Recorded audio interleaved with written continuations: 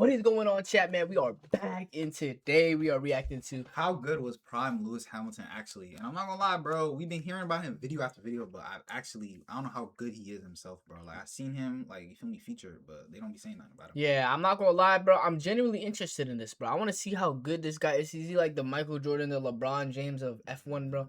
If he is, man, let us know down below. But if y'all new to the channel, enjoy this type of content, hit that subscribe button, bro, and join the crew. But hey, let's get straight to it, man. Yo, what's up? Prime Lewis Hamilton, a record 7 world championships. People began to hate just how powerful he was, but say what they will, he's still on the Mount Rushmore of all-time F1 driver GOATs. But since Max Verstappen 7 though, like, I ain't gonna lie, that's more rings than Jordan. Bro, there's a reason why you consider on that mountain. Verstappen's dominance over F1 in recent years, it can be easy to forget how dominant Lewis Hamilton was. So, how good was Prime Lewis Hamilton?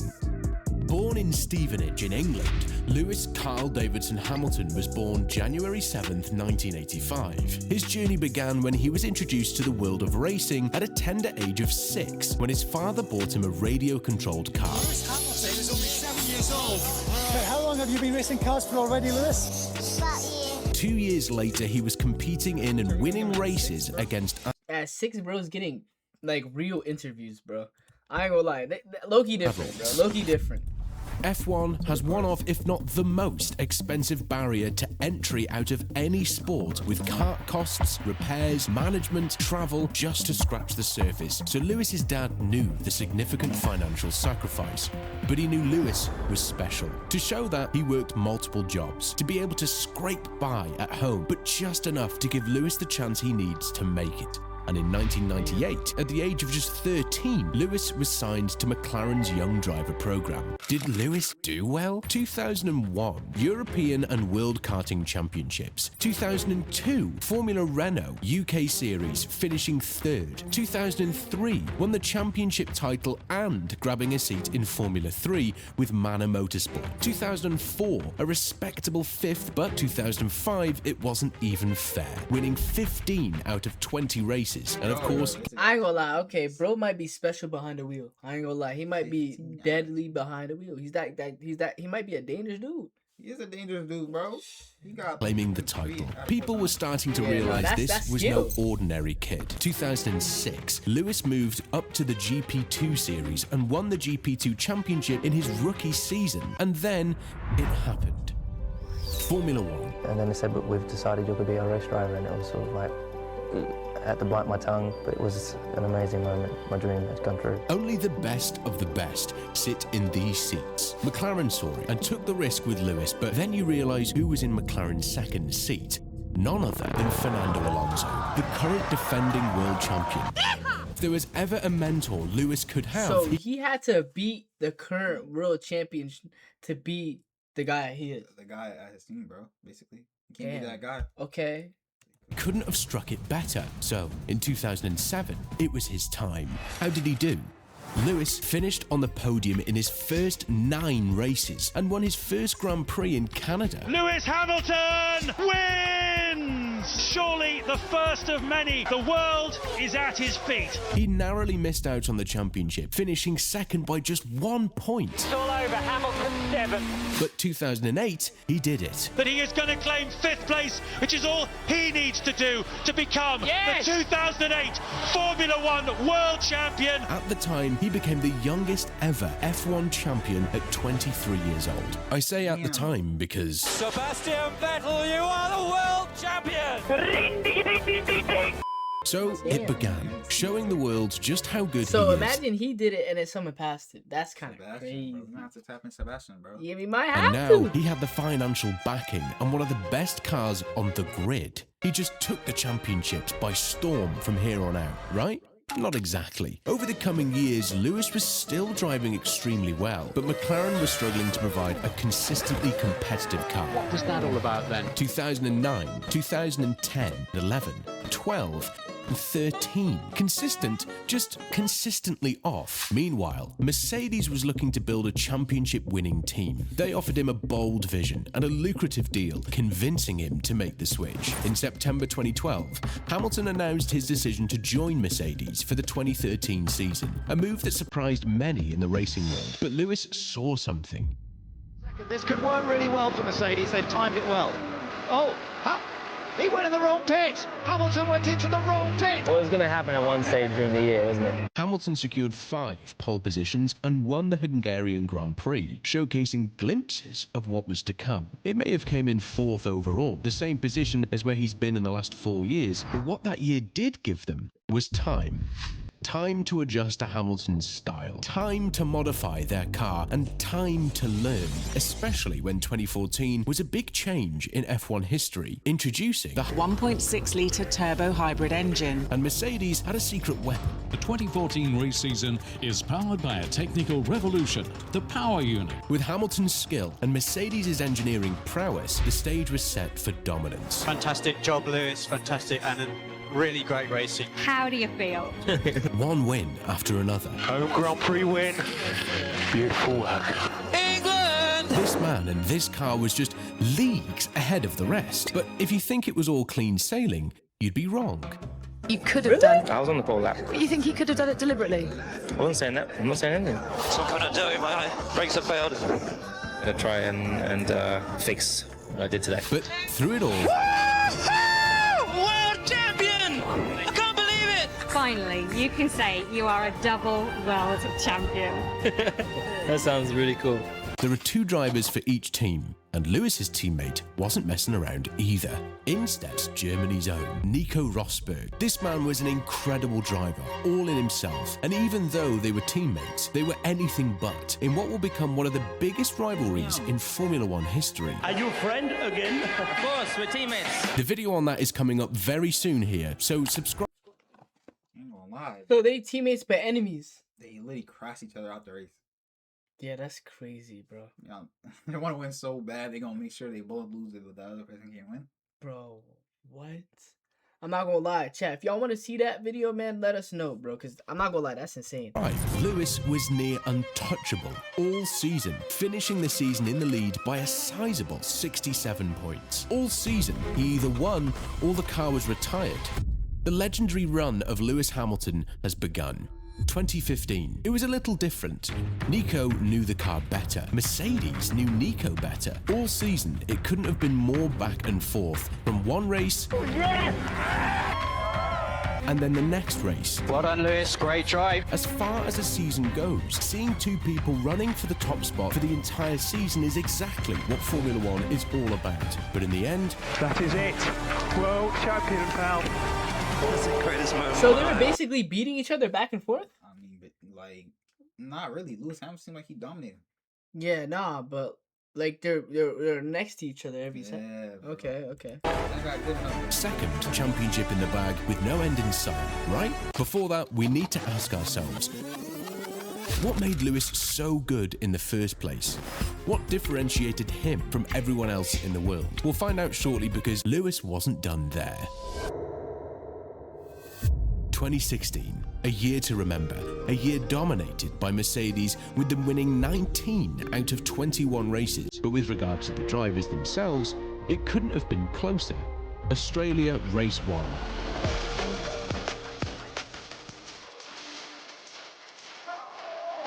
Rosberg 1, Hamilton 0. Bahrain. Feels wrong on the rip. China. I lost my way. Russia.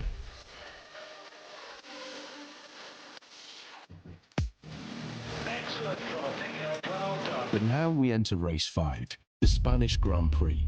This is where the rivalry went from bad to worse. Turn 3 we go, and it's Nico Rosberg, and Hamilton's onto the grass, and Hamilton's had a massive crash, and he's crashed into his teammate. The 2 Mercedes come together. Saw a gap and I went for it, and that's what racing drivers do. Definitely didn't expect him to do that. Gutted for all my fellow colleagues. There's 1,300 people that work for this car, and you naturally just feel like you let them down. To let them down was to put it lightly.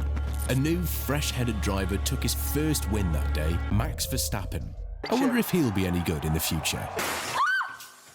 This whole season was a movie, so expect a video on this topic too, but throughout the season, it was the battle of Mercedes, as the rest of the grid just had to watch from afar. Excellent drive, Nico. Awesome stuff, Lewis. Race after race, sheer dominance, all the way down to the very last race, Abu Dhabi. 5.5 kilometers, 21 turns, and for a race famous for starting in the day. It's like basically everyone's a spectator, bro. Exactly. They're just number 1 and 2, and they play for the same company, bro. So they're racing against each other to beat everyone else. Yeah, and ending at night, the setting couldn't be better. Rosberg was 12 points ahead of Hamilton going into the final race, and with 25 points for the winner, it was all to play for. How critical now that we start passing Verstappen. Lewis is trying to go slow as he can out front. Hamilton's like, I will not clear off into the sunset. Lewis, this is Paddy.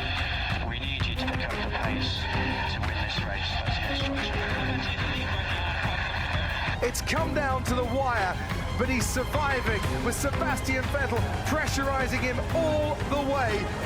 Lewis Hamilton wins the Abu Dhabi Grand Prix. Lewis did it.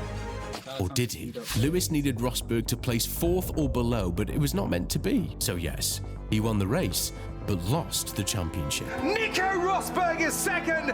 He takes the championship. How did he lose the championship, though? Champion! Brilliant! The German held his own and secured his one and only World Championship. In a shock twist of events, as the dust was still settling, 5 days after this race, he made a shock announcement to the world. I want to take the opportunity to announce that I've decided to end my Formula 1 career. Met with shock, but eventually respect. It's a bit of a bombshell, the announcement of your retirement. Yeah, of course. Why did he retire, though? He just won. He could have kept going. Nah, bro. He like mentored him too. You feel me? So now he's like, I might retire, bro. Okay. A bit surprised, but at the end of the day, it's his own decision. I admire the decision. He bowed out at the top so his legacy could be cemented. A remarkable moment in Formula 1 history. For Lewis, his main obstacle was out of his way going into the 2017 season. And with a fresh blue-eyed Valtteri Bottas taking Rosberg's place, nothing could stop Lewis now. 2017. Lewis Hamilton does it in 2017. 2018. Car number 44 has really been the number 1 once again. He comes home to win the Abu Dhabi Grand Prix and to crown a championship winning season. Damn. 2019. It's Lewis Hamilton, champion of the world. By far and away, the driver of 2019. 2020. Lewis Hamilton wins the Turkish Grand Prix. Like, he can't be stopped. Bro has 7 championships. Bro. And is a 7-time champion of the world. Lewis Hamilton was just unstoppable. But how? With Bottas in the same car as him, how did Lewis just keep winning? Let's break it down. I could sit here and talk about his training regimen or his mental preparation, but at this stage of the game... I thought you had to be good at driving, though. Those are drivers, bro. I'm not gonna lie.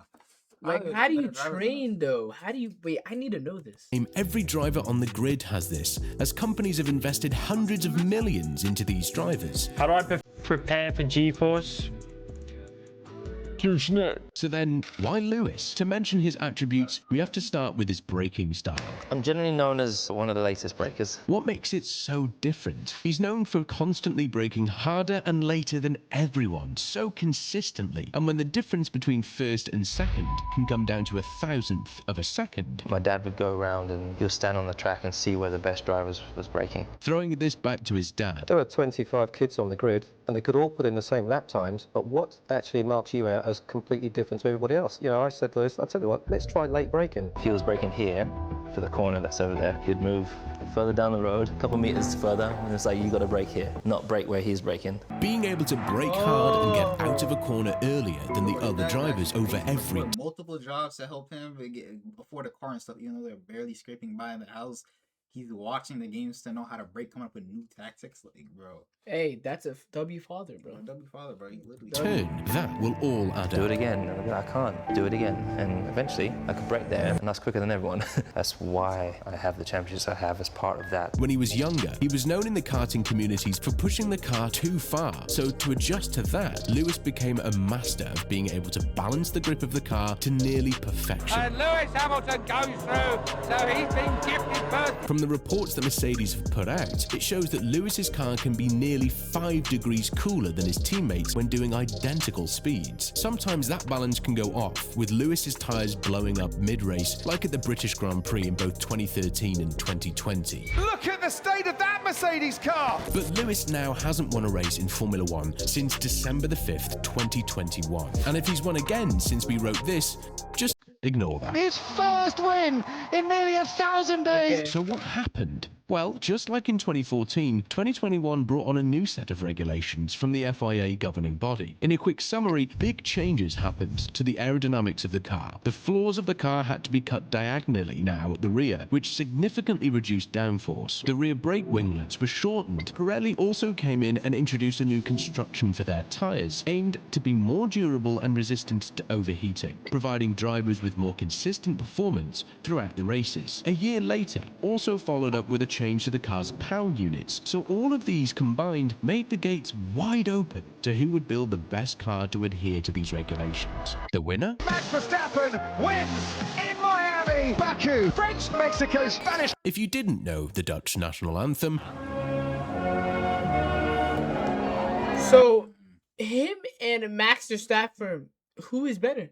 I don't know, bro. And how much this guy might pass It's him, like bro. Jordan and LeBron, bro. One ran it before, and then somebody else came in 2021, new regulations, started running the game. You do now, but hold up. There's juicy, finger-licking videos on your screen right now. That's a 2-for-1 deal right now, so go on. I'll see you over there. They're good, I promise. The grid. Yo, that shit actually fell apart like Legos. What the hell? Yeah, but you know, chat, this was a crazy video, bro. Lewis Hamilton. He a different breed. Bro, he's one of the best, bro. I'm not gonna lie. At this sport, bro, if he one of y'all goats, like, compared to Max and stuff, or is like Max doing it in a new era, just like more impressive. I don't really know about Formula 1 stuff, bro. We don't know yet. We're still learning slowly, man. But you know, with that being said, chat, this is the end of the video, man. So make sure to like, comment, and subscribe, and recommend us some more bangers, bro. Cause hey, I ain't gonna lie, this was the absolute banger, man. But with that being said, we'll catch y'all next time. Yes, sir.